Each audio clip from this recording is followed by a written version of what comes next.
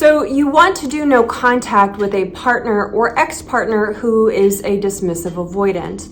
Or maybe you've already started no contact and you're wondering, is this really going to work with a person with this attachment style? In this video, we'll explore situations where implementing no contact could work in potentially getting your ex's attention or getting them back. Hi, I'm Katya Morozova. I'm a personal and relationship coach, and I help people overcome heartbreak. I help them understand themselves and their relationships using attachment theory. If that sounds interesting to you, then definitely subscribe to my channel. I'm also the founder of KatyaMorozova.me, and if you're interested in booking a session with me, you can do so on that website. Now, no contact is implemented for a variety of reasons, from everything to effectively giving your ex the silent treatment in response to them being avoidant, to giving yourself some space to really focus on yourself and see if the relationship is right for you,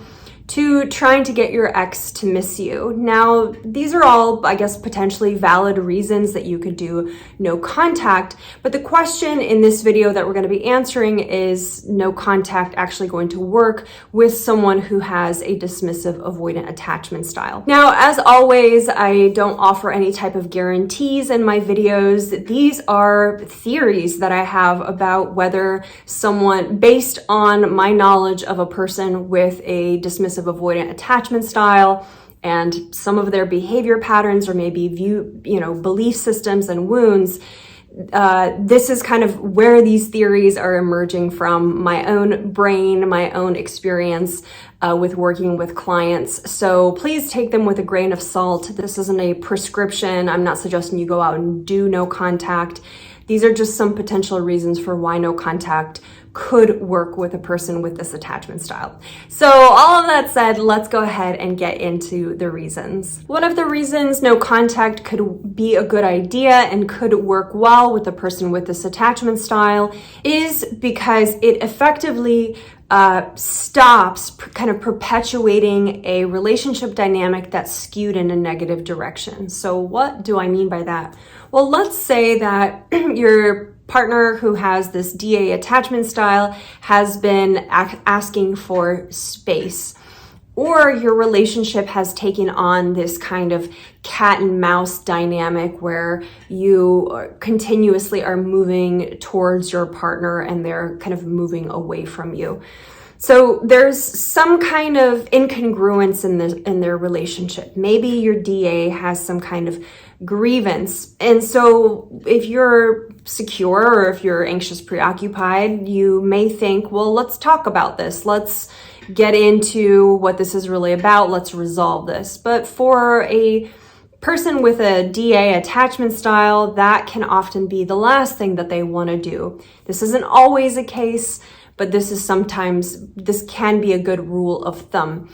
DAs need more time to process, to think about things before they really can even touch into what may be going on with them.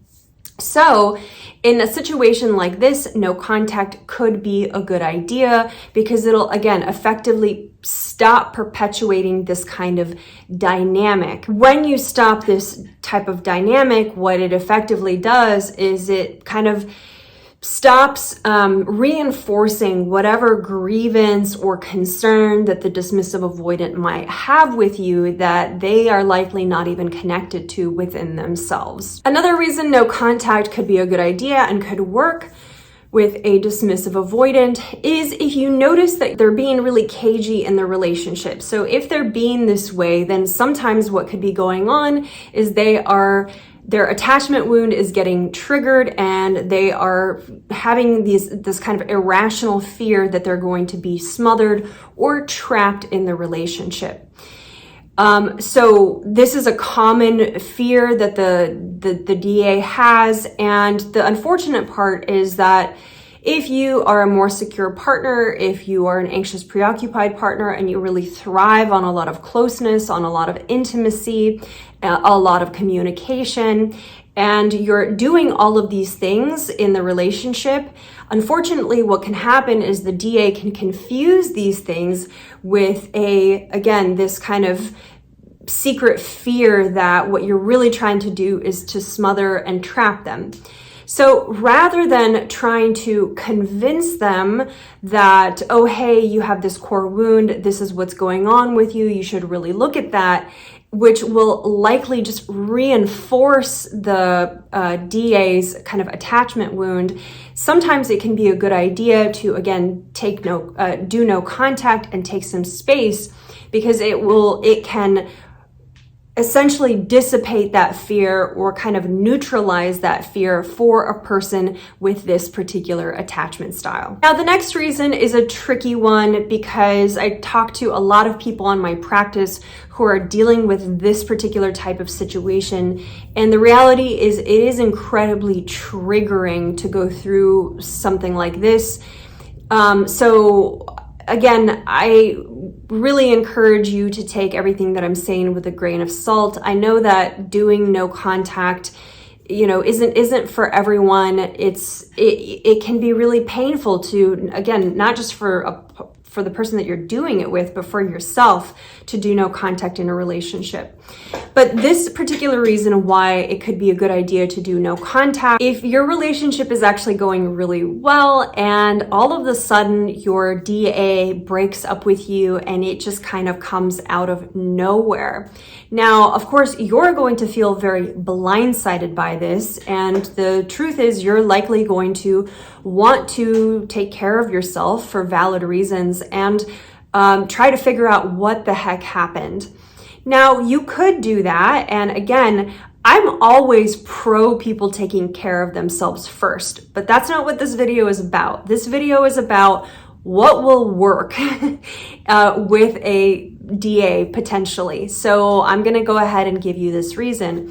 It could be a good idea to do no contact in a situation where you're kind of floored and you're blindsided because your partner just decided to leave. They're not giving you a really good reason, or their reason doesn't really make sense. The reason it could be a good idea to do no contact in a situation like this is because if a person just leaves a relationship that's going well, then they're really triggered. Like there's something really going on with them that they're not aware of. So a good rule of thumb is better give them space to sort things out on their own. This could actually be helpful for you as well.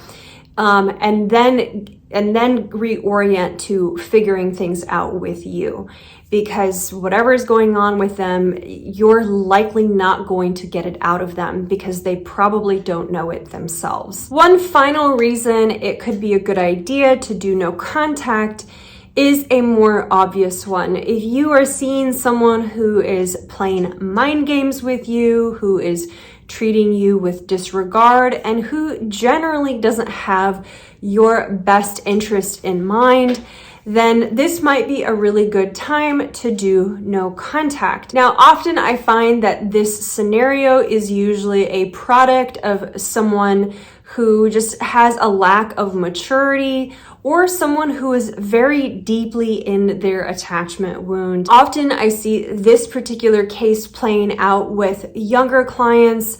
I think that when people are acting this way, it's often more of a sign, again, of immaturity.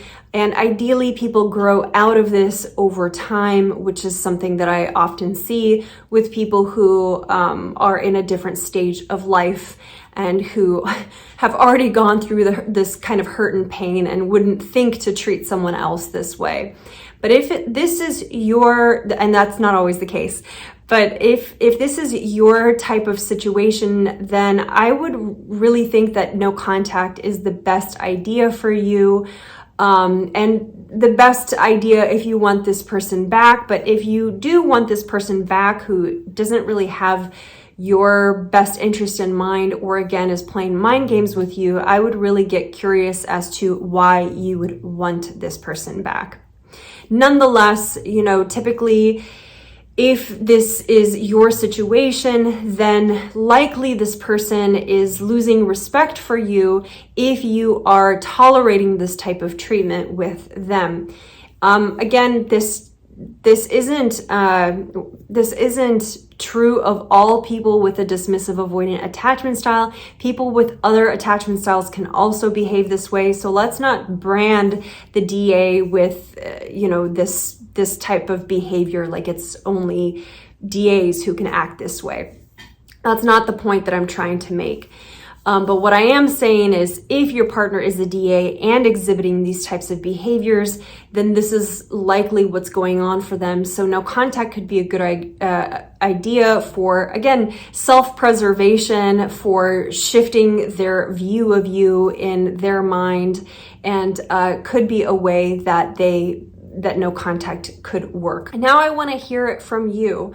Do any of the situations that I mentioned in this video apply to you? Let me know in the comments below. And if you have other situations that don't fit into these categories, also let me know in the comments. Maybe I'll make another video on those as well. Finally, I wanted to mention my opinion about no contact. And something I just want to say is that no contact is not synonymous with ghosting. So when I prescribe no contact, I'm not suggesting that you ghost your partner. I think, again, there's a percentage of the population who thinks that no contact means disappearing on their partner. And that is something that I rarely prescribe. There may be times where it makes sense for you to stop speaking with someone and do no contact without saying something, but that is not always the case. In fact, that is more rarely the case in my opinion.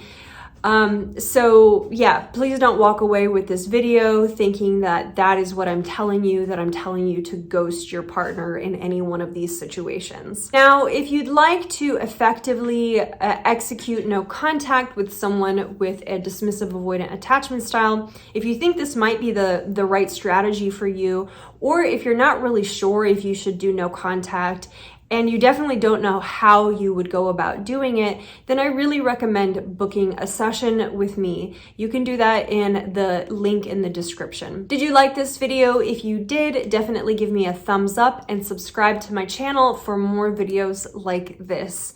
Next up is my video on the dismissive avoidant and what the dismissive avoidant may be thinking during no contact. Thanks so much for watching, and I really hope to see you on the next one.